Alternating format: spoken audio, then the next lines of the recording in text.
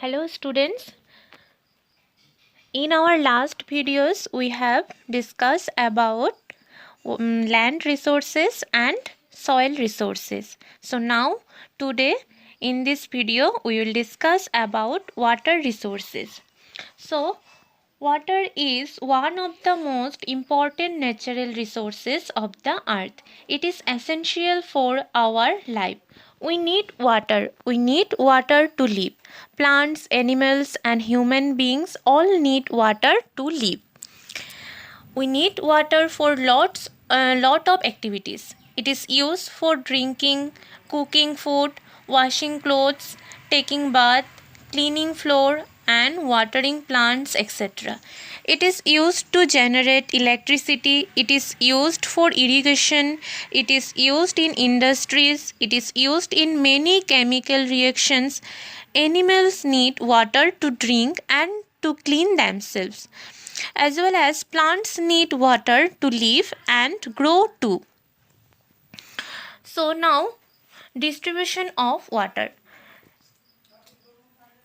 Water is a renewable natural resources. Do you know our earth is known as water planet because 3/4 of the earth's surface is covered with water.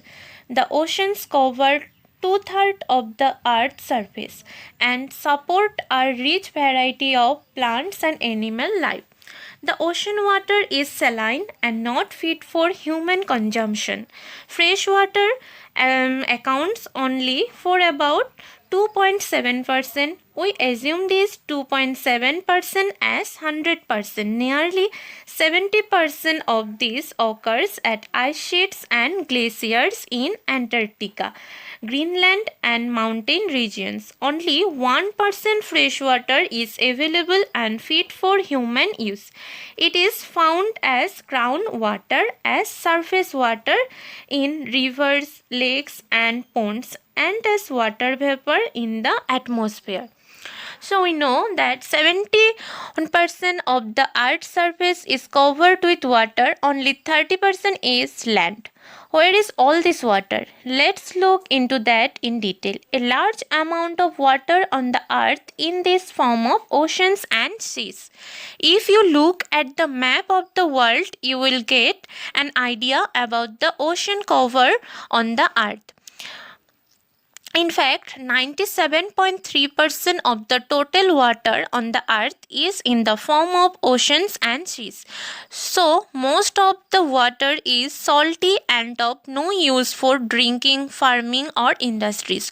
Only 2.7% is the fresh water.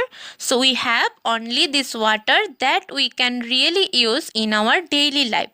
But even all of that cannot be used. The fresh water on the earth is distributed in different forms like groundwater, freshwater lakes, inland seas, and salt lakes, atmosphere, and rivers.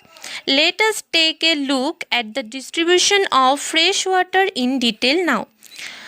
Out of all the fresh water on Earth, 7.4% is locked up in ice caps, 25% fresh water is stored as groundwater, so only 1% fresh water is stored as groundwater. So only 1% fresh water is stored in lakes, inland seas, atmosphere, and rivers. Fresh water is used by us for drinking, farming, and industries, but we cannot really get to use the fresh water in the ice caps and the atmosphere. So the amount of fresh water that we can actually use is very less. That is why fresh water should be used very carefully. Every drop of water is precious. Now look at percentage wise distribution of water. Oceans are 97.3%, inland seas and salt lakes are 0.009%, ice caps are 2.0%, groundwater is 0.68%, freshwater lakes are 0.009%, atmosphere is 0.0019%, rivers are 0.00 1%, which brings us up total 100%. Out of that, oceans and inland seas as well as salt lakes from saline water, where are ice caps, groundwater, freshwater lakes, atmosphere, and rivers from the freshwater. So, what basically is when we talk about water cycle or conservation of water, it's important to understand the water that is fit for consumption or human is very less its proportion to the actual amount of water that is available on the earth. Now, what happens during the process of water cycle is we have the same water that recycles and recycles. So I can say the water that is flowing in the rivers of Amazon might be billions of years ago. The same water is flowing in the rivers of Ganga at present. So there is a kind of recycling of water that takes place on the globe. So in that there is neither addition nor subtraction of any extra water that takes place. Now to understand the process of water cycle, I would be doing it very briefly here. So what basically happens is there are two main ways by which clouds are formed. First is evaporation from the ocean body, so the water gets heated and evaporates. The next is transpiration from the plants. So transpiration from the plants, from the tomato you have lost water from the leaves, and we have transpiration process that takes place. So evaporation and transpiration, we can also call it evapotranspiration, and the main causes for lost water from the earth's surface. This water slowly goes up and condenses along the dust particles and form clouds. So by the process of condensation we have formation of clouds. Once the clouds are formed, there is precipitation. Precipitation means rainfall or snowfall or any form by which water comes back to the earth's surface. And from the precipitation we have either surface runoff or the water is absorbed into the ground surface, and from the ground surface it is circulated back to the water body. So that's our basic process of water cycle.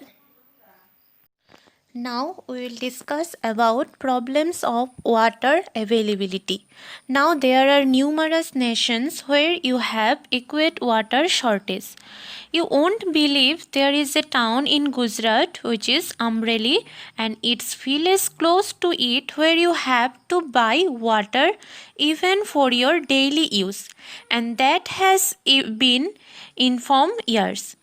The main reasons for this is the uneven distribution of rainfall. Now the basic problem here is some regions have very less water scarcity and some regions are of acute water shortage.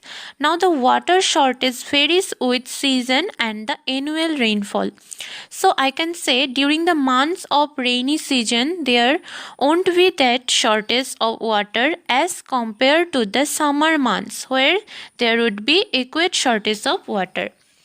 Again, the annual precipitation might vary special for country like India, which is highly dependent of monsoon. So, if the monsoon is good, you would have good annual precipitation and then there would be less water shortage. In contrast to which, if you have not an adequate amount of monsoon that is coming else, the precipitation would be less. Again, overexploitation or overuse of water, wastage of water could again lead to water shortage.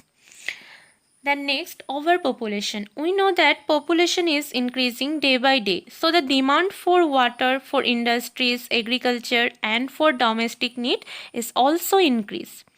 And the next, large amount of groundwater can be used by human beings, but it is polluted due to excessive uses of chemical fertilizers and pesticides. Now, and the most important nowadays is contamination of water sources, that is just 1% of the water that we have which is fit for human use is being severely contaminated over the time. So what is happening is the major reasons for contamination is ditches from the untreated sewage line that are flowing in the agricultural chemical and the industrial effluents or the industrial waste. So these three, the sewage, the industrial waste and the agricultural chemicals, are the main cause for the contamination of water sources. So now we will discuss about conservation of water.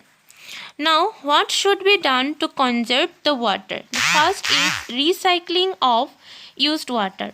Water wastage can be reduced by recycling the used water with the help of technology, ensuring that effluents are treated properly before being discharged into water bodies. Then the next is rainwater harvesting that could be done in dry area. So what is done is there are flat top roofs. So once you have the rainy season, you have accumulation of the water on the rooftop, and this accumulated water goes to tank which has attached to it, and this water which is stored in the big tanks is used for the months which are dry. So that is one of the techniques which is known as rainwater harvesting. Then the third is afforestation. Again, planting more trees that could help to bind soil more, that could lead more ecological setup and more rainfall. Then proper irrigation. Then the canals which are there should be lined properly. There should be no leakages in order to minimize water loss by seepage. The use of sprinklers technology. The sprinklers decrease the amount of water that is used.